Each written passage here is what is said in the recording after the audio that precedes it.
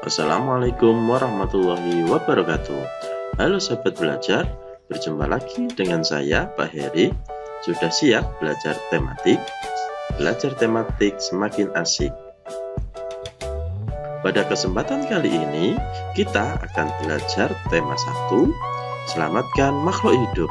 Subtema 1, Tumbuhan Sahabatku. Pembelajaran 1. Pada pembelajaran 1 kali ini, kita akan belajar materi IPA, IPS, dan Bahasa Indonesia. Adapun tujuan pembelajarannya yang pertama, setelah membaca teks tentang perkembangbiakan jagung, siswa mampu menemukan ide pokok dan informasi penting, serta menyajikannya dalam bentuk diagram. Yang kedua, setelah menemukan ide pokok dari bacaan, siswa mampu mengembangkannya dengan menggunakan bahasanya sendiri secara rinci menjadi sebuah tulisan. Yang ketiga, setelah mengamati bunga, siswa mampu mengidentifikasi perkembangbiakan generatif melalui gambar yang dibuatnya dan manfaatnya dengan benar. 4. Setelah berdiskusi, siswa mampu melaporkan perkembangbiakan generatif melalui tabel dan manfaatnya dengan benar.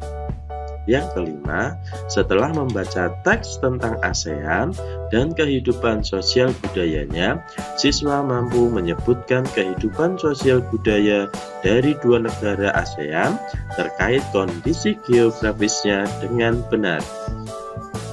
Dan yang keenam, setelah berdiskusi, siswa mampu menulis laporan tentang perbedaan sosial budaya dari dua negara terkait kondisi geografisnya dengan benar melalui diagram Venn.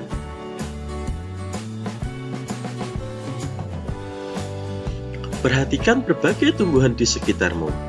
Apa manfaat tumbuhan bagi kehidupan? Yuk kita cari tahu. Ayo berdiskusi. Amatilah gambar berikut.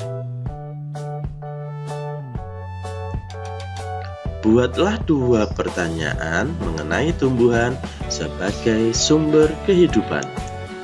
Contoh jawaban.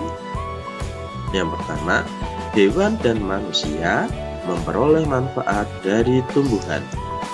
Yang kedua, manfaat tumbuhan bagi manusia antara lain sumber energi bagi manusia, sumber vitamin untuk menjaga kesehatan tubuh, sumber oksigen untuk bernapas, pengikat air tanah, peneduh dan memperindah kehidupan di bumi. Yang ketiga, manfaat tumbuhan bagi hewan, yaitu sebagai sumber energi bagi hewan. Ayo membaca. Bagaimana jagung berkembang biak? Jagung merupakan salah satu tanaman yang dijadikan bahan makanan pokok di berbagai negara, salah satunya Indonesia. Di Indonesia, penduduk Pulau Madura menjadikan jagung sebagai makanan pokoknya. Jagung merupakan salah satu tanaman penghasil karbohidrat yang sangat diperlukan oleh tubuh. Seorang petani jagung memulai pembiakan tanamannya dengan menanam biji jagung. Setelah 3-4 hari, bakal tanaman akan muncul di permukaan tanah. Tanaman jagung akan terus tumbuh menjadi besar. 3 hingga 3,5 bulan, buah jagung dapat dipanen oleh petani. Buah jagung yang berbentuk seperti tongkol pada mulanya berupa sekuntum bunga. Bunga jagung memiliki helai-helai rambut halus pada bagian ujungnya. Pada helai rambut tersebut terdapat tepung sari. Tepung sari akan terbang terbawa angin ketika angin bertiup. Tepung sari yang terbawa angin sebagian akan jatuh di kepala putik yang terletak di bagian bawah bunga pada pohon jagung yang lain. Ketika itulah terjadi pembuahan. Setelah terjadi pembuahan, bunga jagung tersebut terus berkembang hingga menjadi buah jagung. Perkembangan itulah yang dapat diamati dari waktu ke waktu. Buah jagung akan siap dipanen ketika rambut jagung sudah berwarna kecoklatan dan bagian tongkolnya sudah mengering. Apabila buah jagung tersebut dikupas, akan memperlihatkan biji jagung yang kekuningan. Bagian yang dimakan oleh manusia adalah biji jagung. Supaya jagung selalu tersedia sebagai bahan makanan manusia, maka petani jagung harus menanam kembali sebagian biji jagung yang dari hasil panen. Biji jagung yang tua dapat ditanam kembali. Dari sinilah akan dimulai lagi berkembang biakan jagung.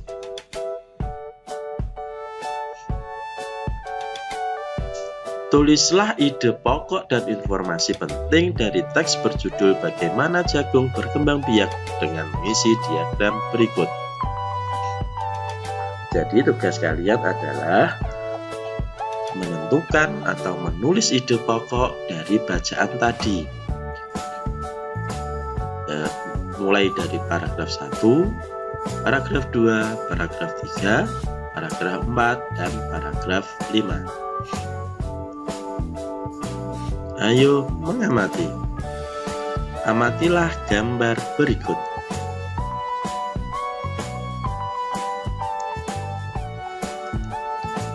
Perkembangbiakan secara generatif.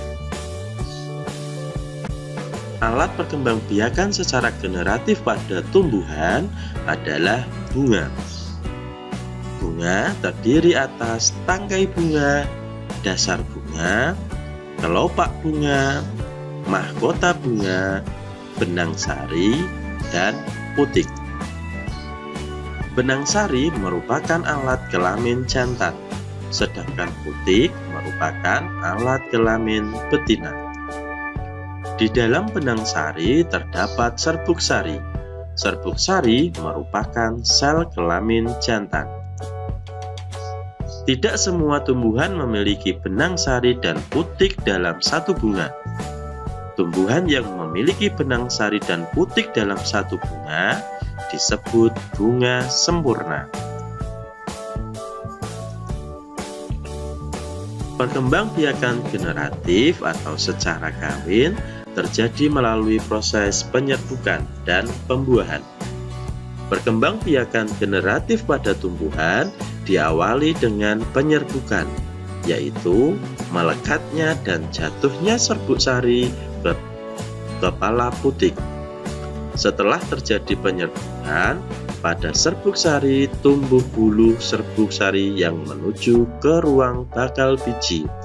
Kemudian serbuk sari akan masuk ke ruang bakal biji melalui bulu serbuk sari.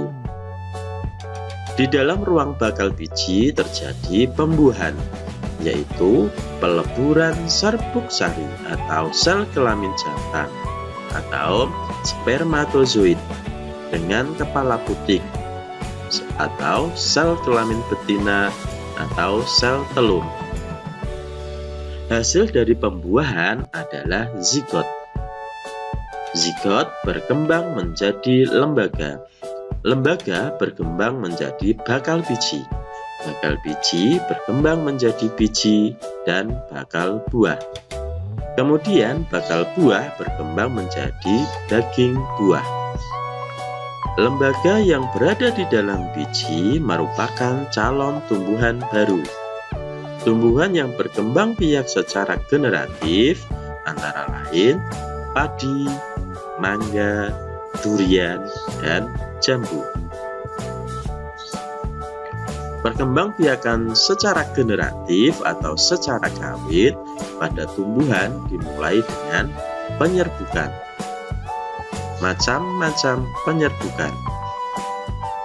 Yang pertama, kleistogami, yaitu penyerbukan oleh tumbuhan itu sendiri tanpa perantara.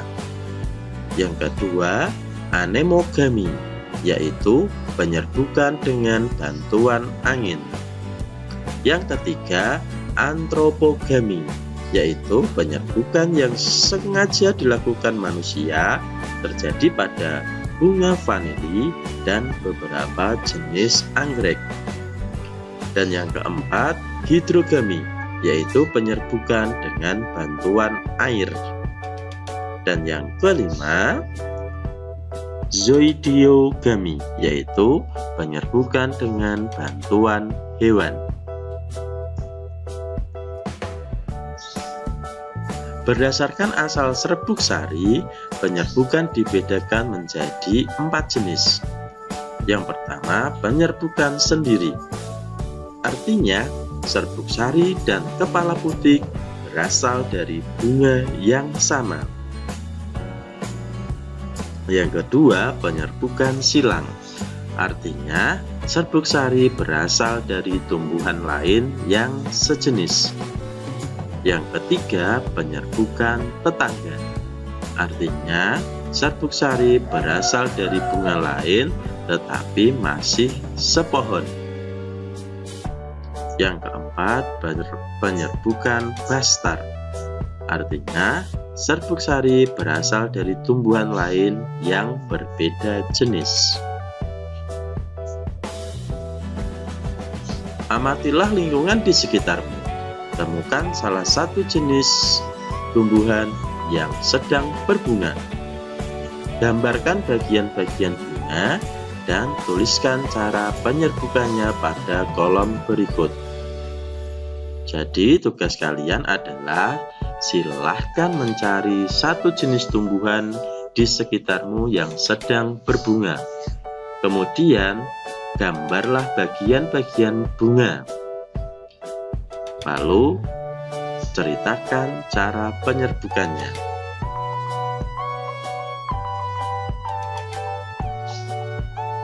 Coba bayangkan, seandainya tumbuhan tidak berkembang biak, apa yang akan terjadi? Ayo berlatih. Bunga yang indah bukan hanya tumbuh di Indonesia. Negara-negara lain seperti negara tetangga pun memiliki bunga yang cantik. Karena kondisi geografis yang hampir sama, bunga yang tumbuh tidak jauh berbeda jenisnya. Perhatikan jenis-jenis bunga yang tumbuh di negara-negara tetangga. Bunga kembang sepatu tumbuh di Indonesia dan Malaysia. Bunga ini dapat digunakan sebagai pewarna. Di Malaysia, bunga kembang sepatu dinamakan bunga raya dan merupakan bunga nasional. Perhatikan bunga Kamboja pada gambar di samping. Bunga ini sering digunakan dalam perlengkapan tari di Bali. Dor campa atau bunga Kamboja dapat ditemukan di Indonesia dan Laos. Di negara tersebut, bunga ini digunakan untuk dekorasi upacara keagamaan dan penyambutan tamu.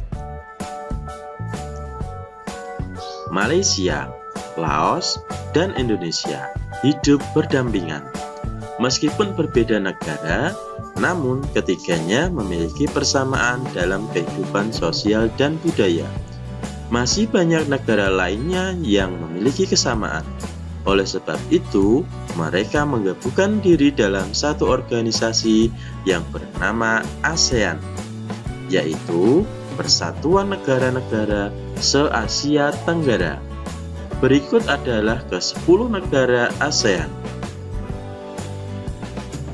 Ada Indonesia, Singapura, Kamboja, Thailand, Myanmar, Laos, Vietnam, Filipina, Malaysia, dan Brunei Darussalam.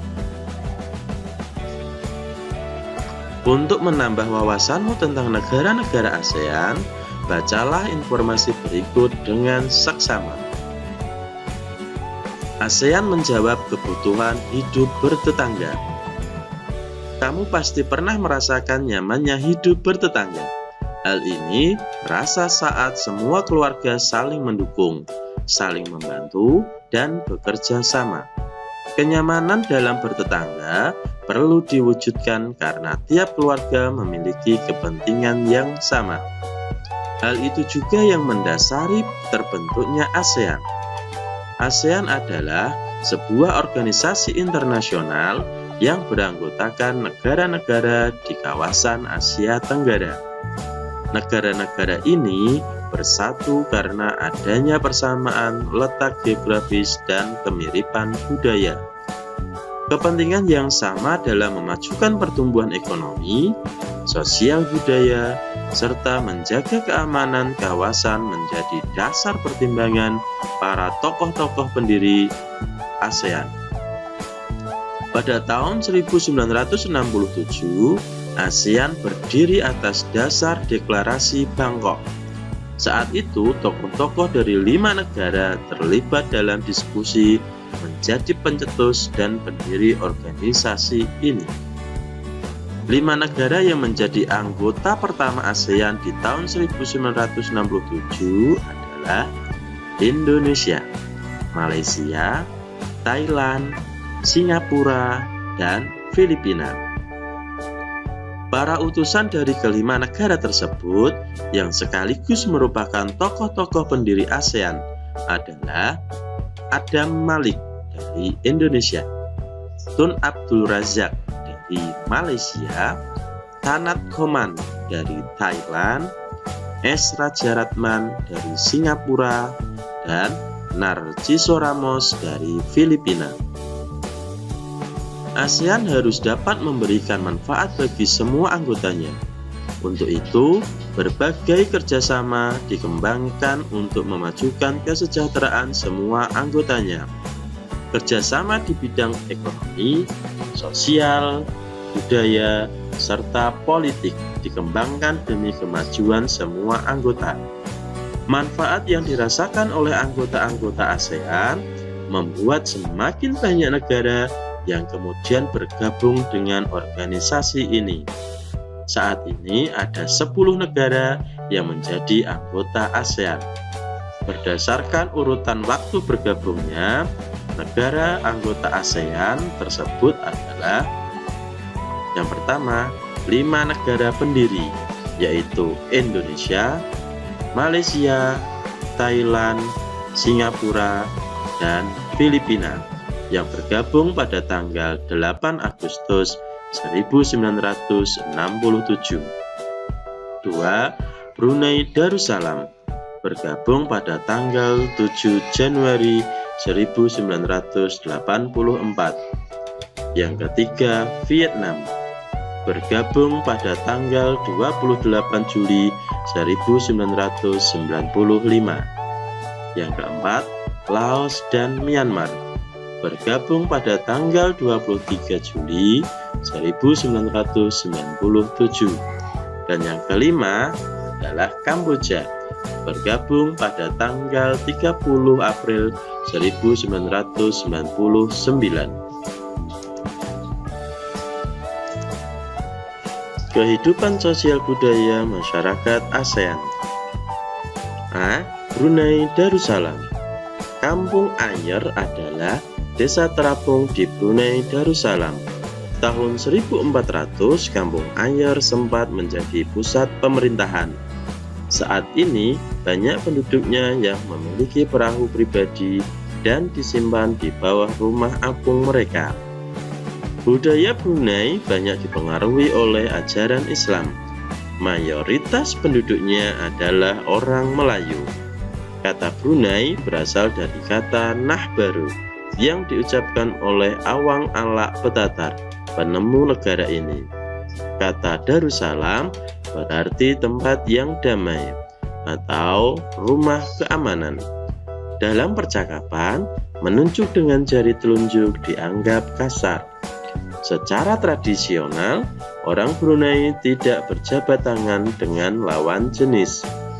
Melepaskan sepatu adalah kebiasaan umum orang Brunei sebelum memasuki rumah orang lain. B. Malaysia. Patung Dewa Murungga di Malaysia merupakan patung berukuran 42,7 meter. Patung ini terletak di Batu Chaves, gua yang merupakan salah satu kuil Hindu di luar India yang paling populer yang didedikasikan untuk Dewa Murungga. Malaysia memiliki kota yang bernama Georgetown, yaitu kota yang terdaftar dalam UNESCO World Heritage. Kota ini terletak di Pulau Penang. Georgetown adalah kota yang memiliki ragam jenis budaya. Banyak gedung peninggalan masa Eropa dan bangunan bernuansa Melayu Tionghoa. 3 kaum utama di Malaysia adalah Melayu, Cina, dan India. Musik tradisionalnya banyak dipengaruhi oleh budaya Cina, Islam, India, dan Indonesia. Makanan khasnya adalah nasi lemak. C. Filipina. Budaya Filipina merupakan hasil perpaduan antara budaya Barat dan Timur. Kehidupan budayanya dipengaruhi oleh budaya Melayu, Cina, dan Spanyol. Bahasa Filipina adalah bahasa nasional dengan bahasa Inggris sebagai bahasa pengantar untuk urusan perdagangan dan pergaulan. Ada 8 dialek utama yang digunakan oleh masyarakat Filipina, yaitu Tagalog, Cebuano, Ilocano, Hiligaynon atau Ilonggo, Bicol, Waray, Pampango, dan Pangasinense.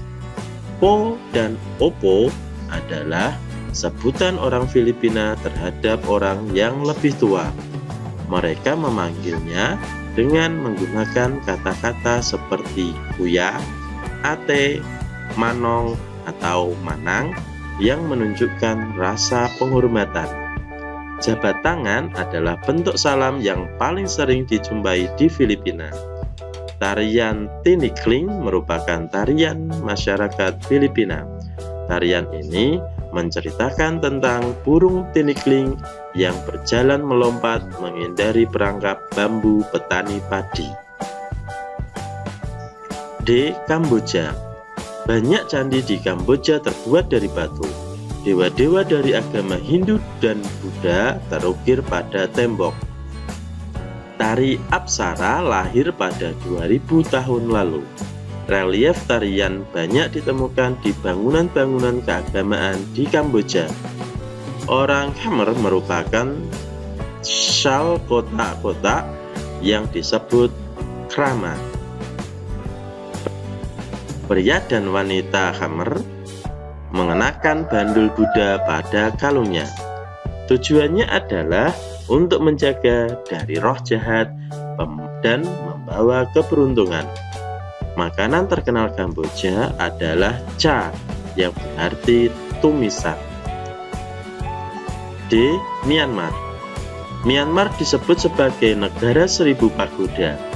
Hal ini disebabkan karena sangat mudah menemukan kuil-kuil suci Buddha. Mayoritas penduduk Myanmar adalah keturunan Tibet.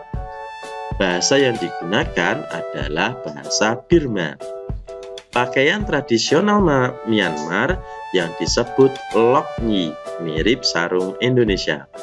Namun kain ini membelit bagian tubuh mereka mulai dari perut hingga betis. Lok nyi yang berbahan kain katun bukan saja dikenakan pria dewasa, namun juga anak-anak dan wanita.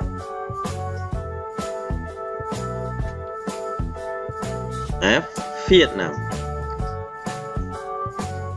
Permainan menangkap jangkrik dengan mata tertutup adalah permainan tradisional anak Vietnam.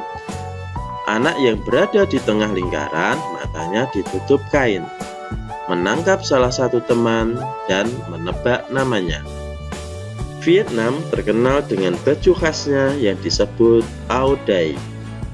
Topi caping pun banyak ditemukan di sana. Orang Vietnam gemar duduk di dinglik, yaitu kursi yang sangat pendek. Bukan hanya untuk makan, bahkan untuk mengobrol pun mereka senang duduk di atas dinglik. Mayoritas orang Vietnam memiliki nama keluarga Nguyen. Hal ini disebabkan karena dinasti Nguyen berkuasa mulai 1803 sampai 1945 dan merupakan dinasti terakhir di Vietnam. G. Laos. Nama Laos berhubungan dengan penemunya, yaitu Ai Lao. Orang Laos terkenal kesabaran dan kesederhanaannya. Hal ini terkait dengan ajaran agama Buddha yang banyak dianut masyarakatnya. Olahraga tradisional di Laos adalah Katau, seperti olahraga bola voli, namun menggunakan kaki untuk menangkap dan memukul bola. Bola tersebut dari anyaman bambu. Tahun baru Laos disebut Bun Pimay. Semua penduduk membersihkan rumah, mengenakan pakaian baru, dan mencuci patung-patung Buddha. Makanan utama bangsa Laos adalah nasi atau beras ketan yang dimakan dengan tangan langsung. Orang Laos menyebut dirinya Luk Kau Niao, yang artinya anak turun nasi ketan. Upacara sakral memberikan sedekah atau dikenal dengan Saibat merupakan upacara di Laos. Para biksu membawa bakul kecil mengitari sebagian kecil kota untuk menerima sedekah dari penduduk setempat yang mayoritas beragama Buddha. H. Singapura. Singapura memiliki lambang negara yaitu Merlion. Merlion adalah patung berkepala singa dan berbadan ikan. Menurut mitos, Singapura dahulunya adalah kampung ikan. Kampung ini bernama Temasek yang berasal dari bahasa Jawa yang artinya lautan. Singapura berasal dari kata Sansekerta yang berarti kota singa.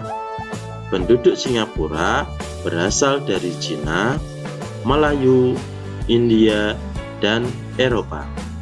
Kaum Baba adalah sebutan bagi keturunan Cina Melayu, sehingga memiliki 4 bahasa resmi, yaitu Melayu, Mandarin, Inggris, dan Tamil. Masyarakat Singapura memiliki budaya jalan kaki. Sekitar 80% masyarakatnya memilih untuk berjalan kaki kemana-mana. Hal ini disebabkan harga kendaraan, yaitu mobil dan bahan bakar sangat mahal. Kepiting cabai adalah makanan yang sangat digemari masyarakat Singapura. I. Thailand. Thailand adalah satu-satunya negara di ASEAN yang tidak pernah dijajah bangsa Eropa. Thailand dalam bahasa Thai adalah Pratet Thai, yang artinya tanah kebebasan.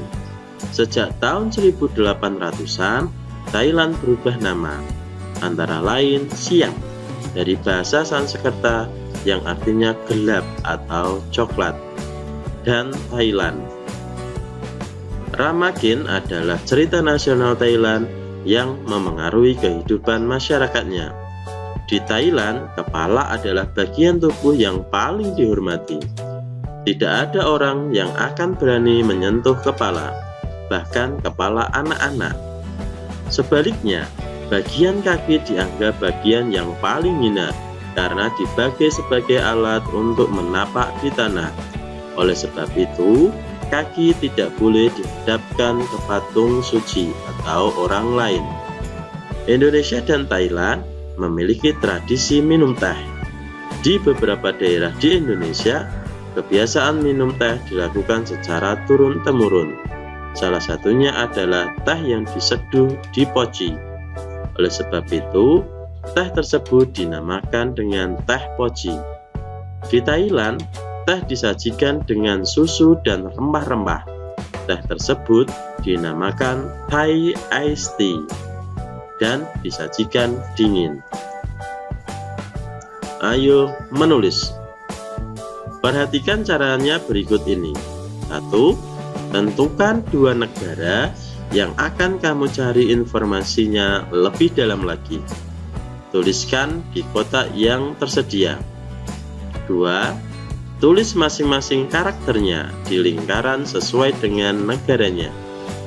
Yang ketiga, di tengah lingkaran kamu dapat menuliskan persamaan karakteristik yang dimiliki oleh kedua negara. Jadi tugas kalian selanjutnya adalah mencari informasi lebih dalam lagi tentang 2 negara. Kemudian kalian menuliskan masing-masing karakteristiknya. Dan jangan lupa menulis persamaan karakteristik dari kedua negara tersebut. Demikianlah tadi pembelajaran kita kali ini. Sampai bertemu di pembelajaran berikutnya. Wassalamualaikum warahmatullahi wabarakatuh.